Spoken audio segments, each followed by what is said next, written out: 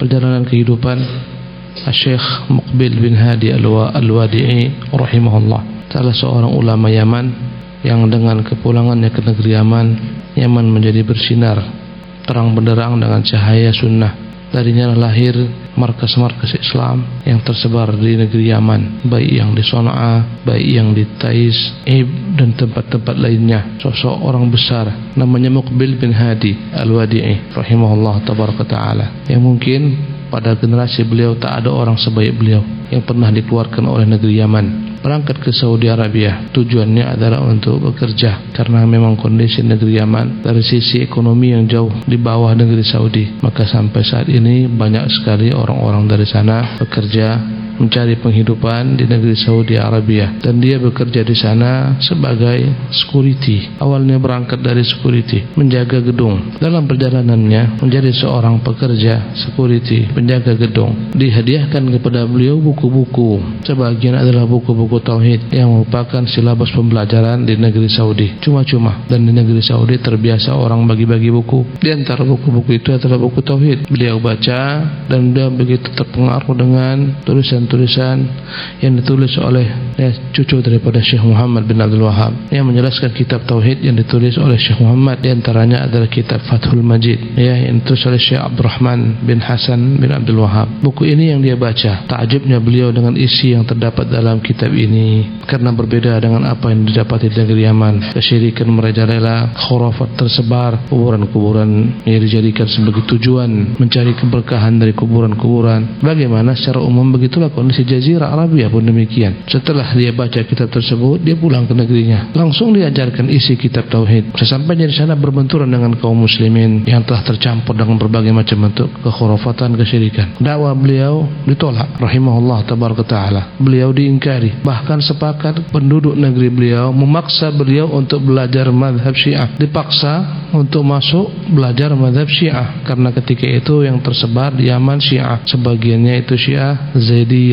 Tujuannya agar hilang semua apa yang dia baca, apa yang dia dapatkan. Setelah dipaksa masuk, dia tak betah. Dia kembali pergi ke Saudi Arabia dan belajar di sana. Mendaftarlah beliau dan diterimalah di Universitas Islam Madinah. Beliau masuk ke Fakultas Usuluddin dan Dakwah, dan kebiasaannya Fakultas Usuluddin dan Dakwah dititik beratkan pada pembelajarannya pada dakwah, metode dakwah, penyampaian dakwah, dititik beratkan pada penguasaan terhadap akidah dan manhaj. Di sanalah beliau masuk kuliah dakwah. Masuk secara resmi, beliau merasa kurang. Beliau juga masuk ke kuliah syariah secara intisab, berbareng-barengan. Dia masuki, ambil dua. Aku khawatir waktuku hilang sia-sia. Aku ingin membekali hidupku ini dengan ilmu. Sayang rasanya waktu sore ku gunakan sia-sia. Lebih baik aku belajar. Inilah betapa beliau menghargai waktu.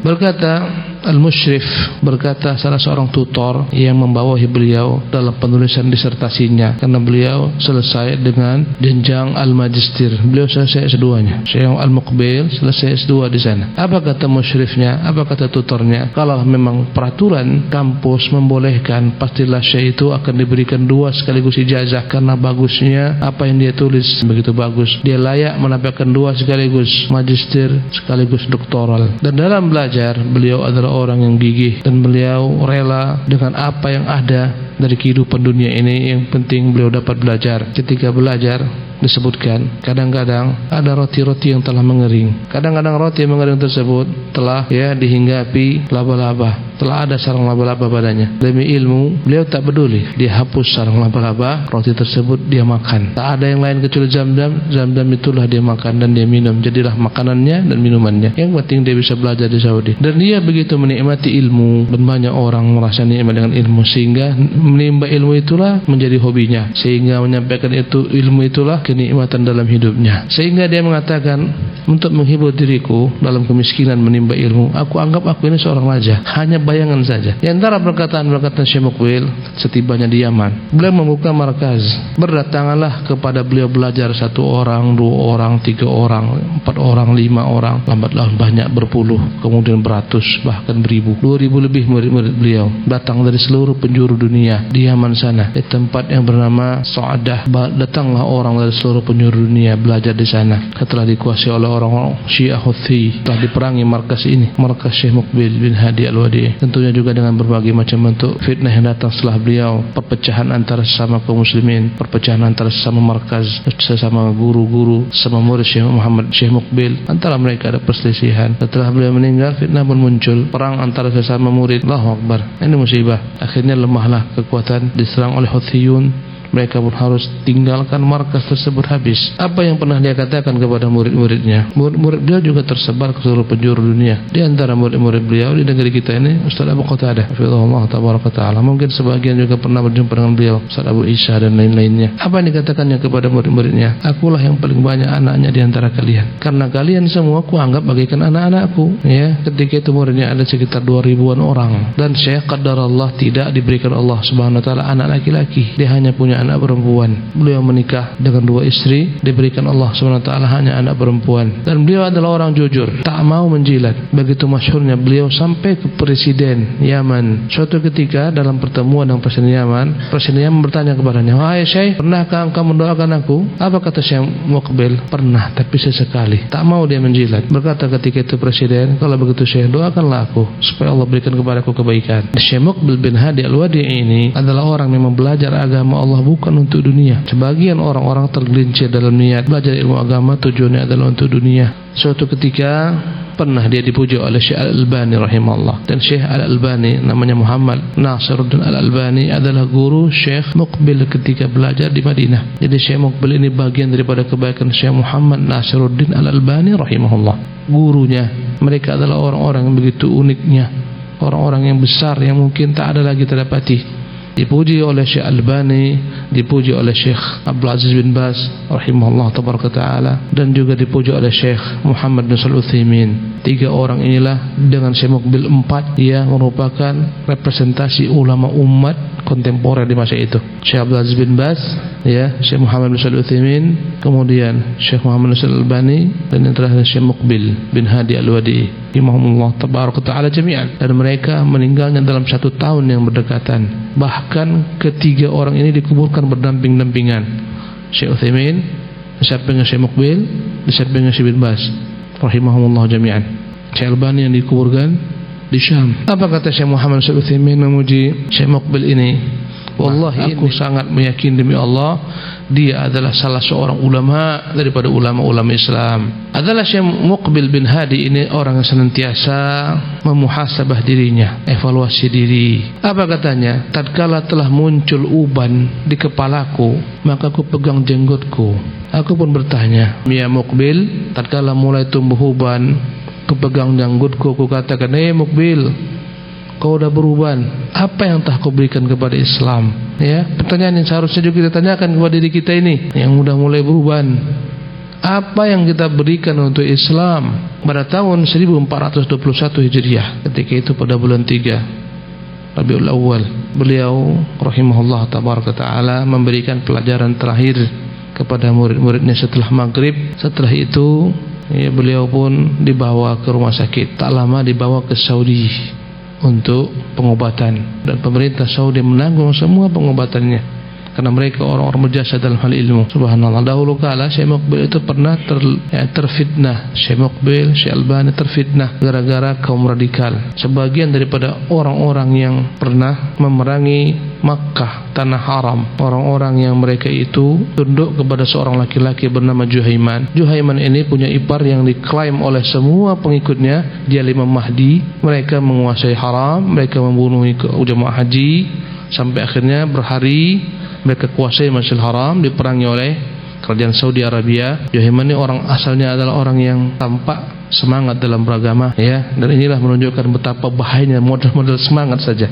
Bahaya model semangat tanpa ilmu. Di antara semangatnya, dia buat di rumah-rumahnya tempat untuk belajar agama. Dia bukan orang alim, tapi dia menjadi fasilitas. Dia undang satu demi satu orang-orang alim terkenal, sehingga banyaklah ketika itu orang-orang yang datang ke rumahnya, belajar di rumahnya. Dia ibaratkan EU, ya, yang semangat besar. Dia datangkan ketika itu sebagian daripada masyayikh ke tempatnya. Kisah ini langsung dikisahkan oleh pelaku sejarah, muridnya Syekh Albani rahimahullah kepada saya langsung, ya, bagaimana beliau pun hampir terkena fitnah ini. Di antara yang pernah beliau datangkan adalah Syekh Muqbil, Syekh Albani, dan ini namanya fitnah. Kadang-kadang orang terjebak dalam berbagai macam paham-paham radikal mengatakan, aku pernah belajar sama si fulan, seolah-olah si fulan yang ngajari dia paham-paham radikal. Jadi setelah fitnah Juhaiman ini terjadi, banyak yang ditangkapi, sebagian mereka dihukum gantung, mengaku sebagai Imam Mahdi. Di antara mereka yang ketika itu terfitnah adalah Syekh Muqbil karena dikait-kaitkan namanya. Demikian juga Syekh Albani rahimahumullah tabaraka taala. Beberapa tahun akhirnya bersihlah nama keduanya. Ketika sakit, beliau pun atas biaya pemerintah Saudi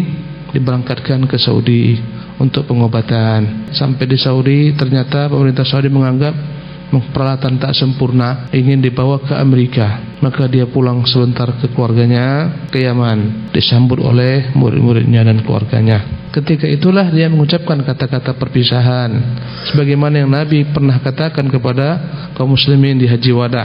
Kata Nabi, sepertinya inilah tahun terakhir kita berjumpa kalian, mungkin tahun berikutnya akan tak jumpa saya lagi. Maka itu yang dikatakannya kepada orang-orang dari murid-muridnya, kerabatnya, keluarganya. Ini firasat.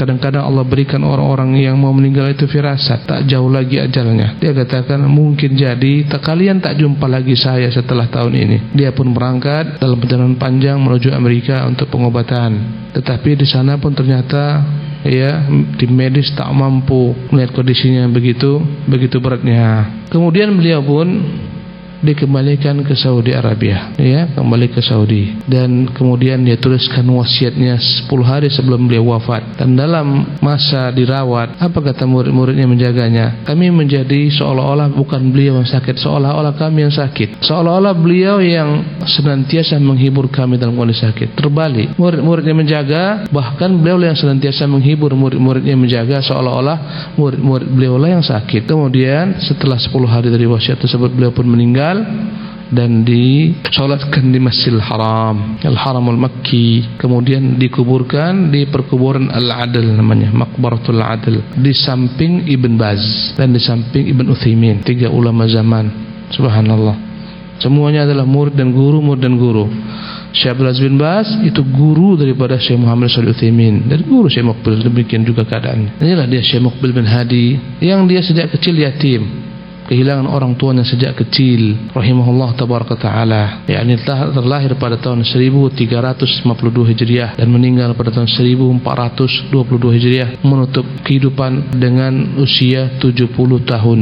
Allah panjangkan umurnya. Saya akan menukil jumlah daripada perkataannya. Di antara perkataan beliau, barang siapa ingin bermajlis dengan para pendusta, bacalah koran, bacalah majalah-majalah, bacalah koran, ikuti perkembangan koran kalau mau duduk dengan para pendusta. Di antara pesan yang pernah beliau sampaikan, beliau berkata, ketika ekonomi merosot, bahan bakar melonjak, sembako naik, maka pastilah mereka akan siap-siap mengkafirkan penguasa. Tapi jika keinginan mereka dipenuhi, penguasa si A, si B, si C teriak-teriak, dipanggil penguasa, kau ribut aja nih, ambil, kau ribut nih, maka mereka mengatakan, inilah khulafaur rasyidin. Kata beliau di antara perkataan, barang siapa mengingkari sunnah, tunggulah Allah akan hinakan dia. Barang siapa yang keras kepala membangkang terhadap sunnah, melemahkan sunnah, maka pastilah Allah akan segerakan baginya balasan. Kata beliau, ilmu itu lebih baik daripada kekuasaan, daripada jabatan, daripada kerajaan. Kata beliau, aku tak pernah tahu ada orang terlibat dalam praktek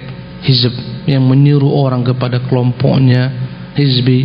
Aku tak tahu ada orang hizbi yang tak berdusta. Di antara perkataan beliau, bangsa ini bukanlah mereka itu telah layak disiapkan untuk berjihad. Bangsa ini kebutuhannya bukan jihad, kebutuhannya adalah ta'lim, kebutuhannya adalah pencerahan, pendewasaan diri dengan ilmu syar'i. Itu yang mereka butuhkan, bukan jihad. Dia berkata tentang bangsanya, dan bangsa kita pun demikian. Kita butuh ta'lim, pencerahan, mendewasakan umat kembali kepada akidah mereka, agama mereka. Kata beliau, barang siapa yang bergantung dengan politik praktis, rusaklah dakwahnya. Ini kata Syekh Muqbil Al-Wadi'i.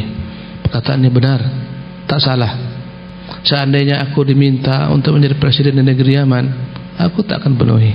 Aku lebih cinta untuk memenuhi hidupku ini dengan ilmu, mengajar. Inilah perkataan yang jujur, yang mungkin pada generasi beliau tak ada orang sebaik beliau, rahimahullah tabaraka ta'ala.